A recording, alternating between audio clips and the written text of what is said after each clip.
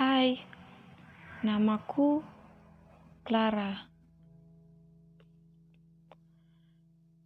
Aku adalah mahasiswa di Universitas Internasional Semen Indonesia yang bertepatan di daerah Gresik.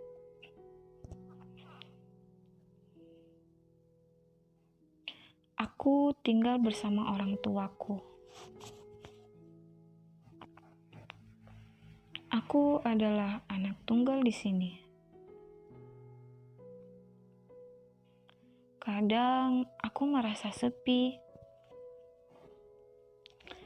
Aku sering kali menghabiskan waktuku di luar rumah. Ya, misalnya di kampus, di kafe, dan lain-lain.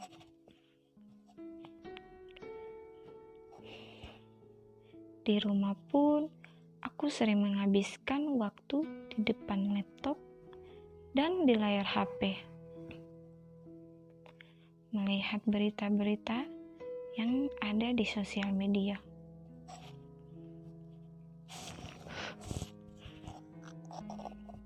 Salah satunya berita yang menarik perhatianku adalah peluang investasi menguntungkan di balik pandemi corona ini.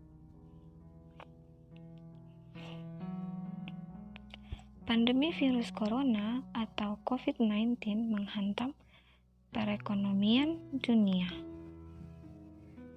termasuk Indonesia. Sejumlah sektor usaha stagnan, bahkan lumpuh di tengah perjuangan masyarakat dunia lepas dari pandemi. Menanggapi hal tersebut,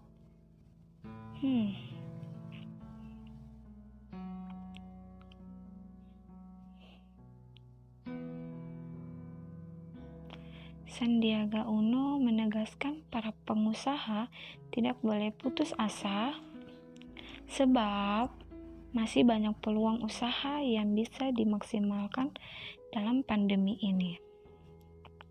Hal tersebut diungkapkan Sandiaga Uno dalam webinar yang disiarkan secara langsung. Diskusi online ini hasil kerjasama para pengusaha yang tergabung dengan 12 BRAS. Dalam diskusi itu turut dihadiri Kepala Badan Koordinasi Penanaman Modal atau BKPM, yaitu Bahlil Lasadahlia dan Eksekutif Direktur 12 BRAS Jimmy Siau.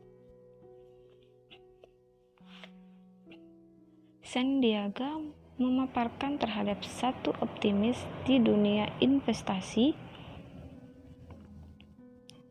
di dunia dalam keadaan yang tidak pasti saat ini. Dia merujuk pada investment guru dari banyak penggiat investasi, yaitu Warren Buffett yang selalu menyatakan be fearful when others are greedy and greedy when others fearful. Kalimat tersebut jelasnya memiliki makna bahwa begitu pasar keuangan bergejolak dan menimbulkan banyak kekhawatiran di kalangan para investasi, itulah saat yang tepat untuk melakukan investasi. Dunia investasi baik di pasar modal maupun sektor real masih memiliki peluang yang menjanjikan. Peluang yang diyakini meleset setelah pandemi ini diantaranya sektor kesehatan. Tanda-tanda bergeliatnya industri ini telah terlihat saat ini karena jadi incaran investasi banyak pengusaha. Sektor selanjutnya teknologi, terutama teleconferencing. Sektor tersebut akan booming di masa depan. Selanjutnya adalah Massive Open Course atau MOOC atau pendidikan online. Pesatnya MOOC merujuk perubahan gaya pendidikan pada masa imbas pandemi dan diyakini masih akan terus terjadi di masa depan. disupris di sektor pendidikan membawa tren positif sektor di mana selama ini hanya terbatas di dalam satu ruang kelas. Sekarang dengan adanya MUS luar biasa pertumbuhannya, digital juga meningkatkan bisa sampai 120 sampai 150. Peluang bisnis lain adalah terjadinya perubahan pola pemasaran di sektor makanan cepat saji yang sudah terhubung dengan digital ekonomis akan semakin dinikmati. Di bidang energi selanjutnya, sektor biotik ke depannya menjadi salah satu peluang bisnis yang menjanjikan.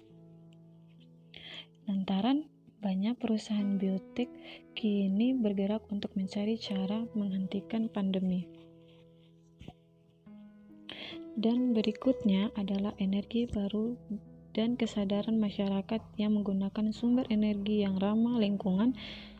Menurutnya akan usai pandemi Corona-19, kebangkitan ekonomi usai pandemi tersebut ditunjukkannya lewat kurva. Analogi tersebut menggambarkan kondisi kemerosotan ekonomi yang kemudian naik secara signifikan. Harapan Indonesia tidak terlalu dalam durasi daripada V, tapi sedikit lancip sudah tidak terlalu lama terjadi turbulensi dari pasar ini. Jadi, kalau kita lihat bahwa strategi yang biasanya dilakukan oleh para investor, bahwa jangan sampai kita berinvestasi di saat yang salah. Kita harus gunakan satu pendekatan bahwa kalau kita mencoba berinisiatif, kita tidak akan dapat bisa membidik titik terendahnya tersebut.